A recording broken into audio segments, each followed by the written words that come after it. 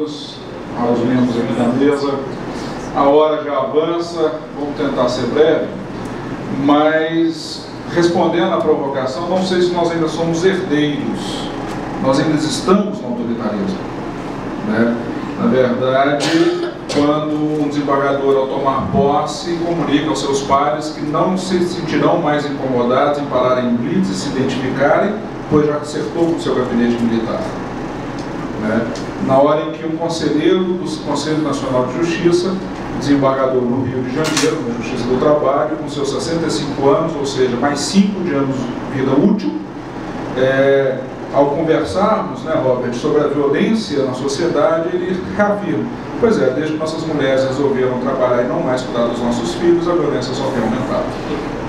É por isso que eu paro para pensar às vezes e penso que a Revolução Francesa foi certa. Guilhotinou muita gente e o judiciário, que era acostumado com aquele sistema absolutista, não foi apto a julgar do novo pensamento. Pensando nisso, né, a gente consegue perceber também a evolução do próprio Supremo Tribunal Federal.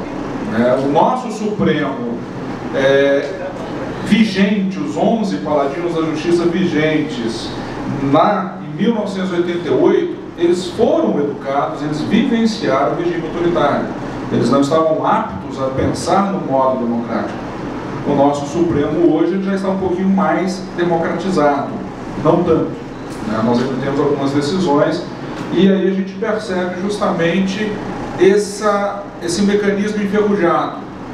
No início, não pode mandar de injunção em hipótese nenhuma, né? Não podemos liquidar direitos ilíquidos, é certo, mas é ilíquido, não posso.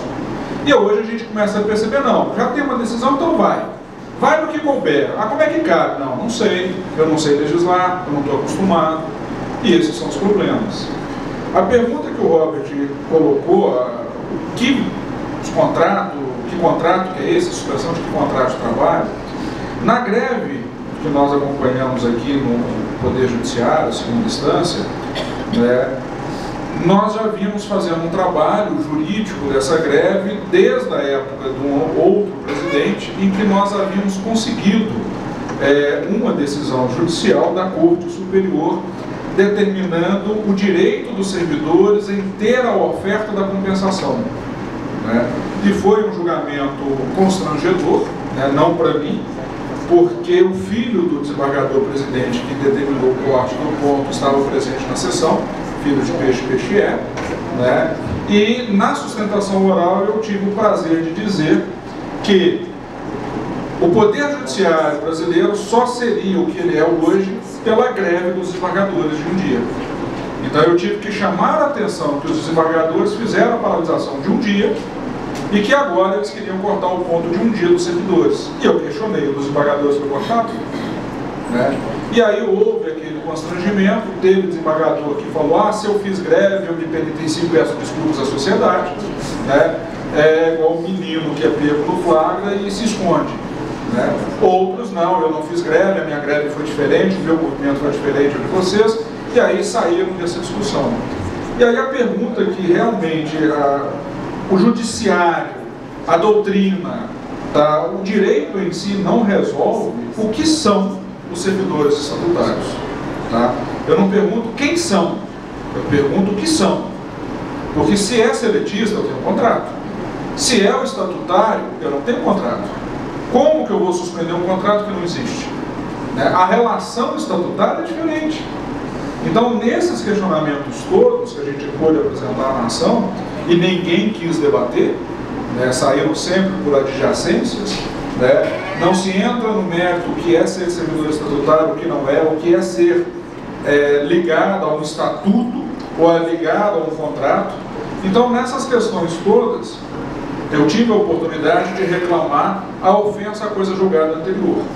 Então eu peguei a decisão da Corte e trabalhei: olha, se a Corte já disse que é direito dos servidores optar pela compensação, a não oferta ofende a coisa julgada. Então a gente conseguiu trabalhar um passo acima do debate que a gente está colocando. Não é mais direito à compensação ou não. Eu estou trabalhando desde a premissa que O Acordo Superior, em 2007, reconheceu esse direito, né? E aí, nesse nosso mandato de segurança, aconteceu uma coisa muito interessante. O desembargador, relator, ele indeferiu a minha inicial, sustentando que os servidores não tinham direito líquido e certo, que poderia ter a suspensão do contrato, e que o desembargador, o presidente, não estava ameaçando ninguém, corta-ponto e tudo mais. Eu fiz um agravo regimental até um pouco contundente. Eu disse que a visão do desembargador relator não era comum ao direito moderno, que a visão dele, extremamente positivista, não se sustentava, e aí eu fui trabalhando os aspectos modernos, citei a decisão do Kildare, que determinou a compensação, citei a decisão do antigo presidente, o Sérgio Murilo, o Sérgio Rezende, que ele autorizava a compensação e às vezes até sem mesmo a compensação, simplesmente abonava, e aí no final ele acabou se retratando e deferiu eliminar nos nossos termos pedidos.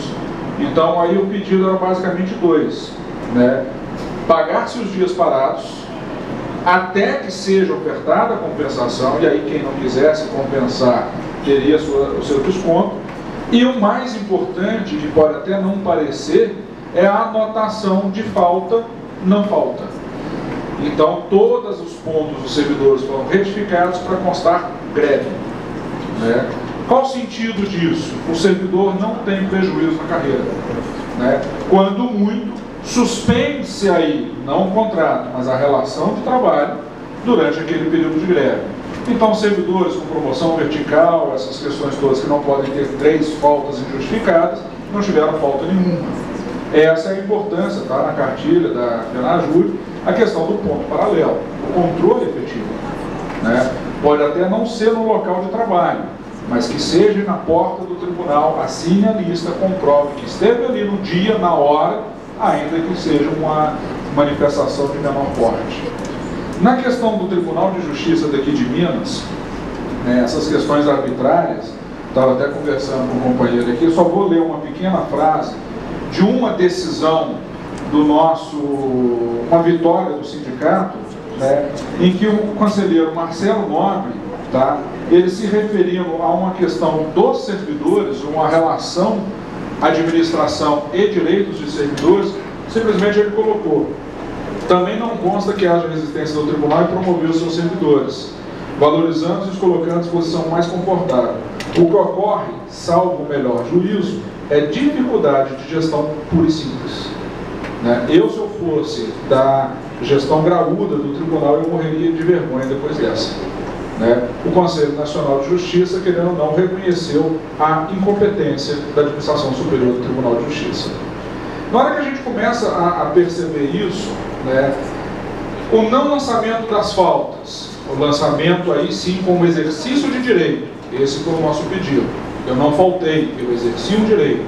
E a questão do ponto, a questão do pagamento do dia, ser um direito a compensação, nós querendo ou não, nós provocamos também o atual presidente.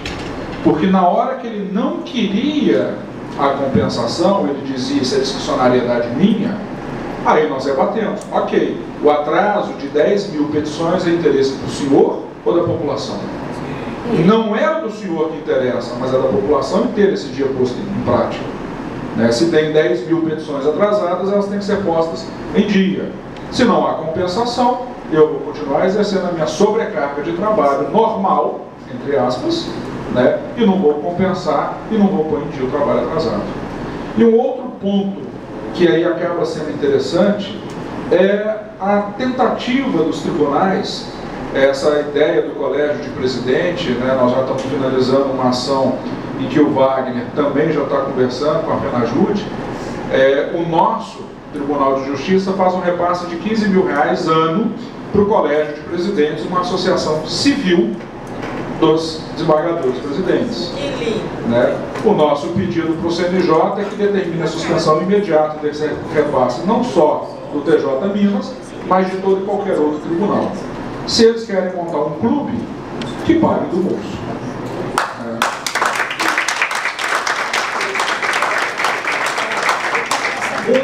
uma ação coordenada dos nossos queridos presidentes, né, acabou sendo a requisição aos executivos de medidas retaliadoras às greves, às ações civis públicas, ações ordinárias, dissídios de greve, tudo.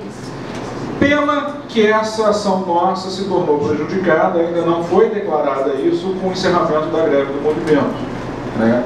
Porque na hora que eu analisei aquela petição, eu simplesmente elenquei um N números de preliminares, né, que a gente percebe que aquelas medidas foram feitas muito mais a toque de caixa do que pensadas.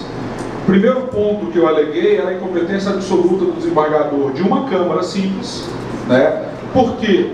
Porque se eles queriam aplicar de forma paralela à organização das justiças do trabalho, não poderia ser uma Câmara, deveria ser um grupo de câmaras, turma especializada.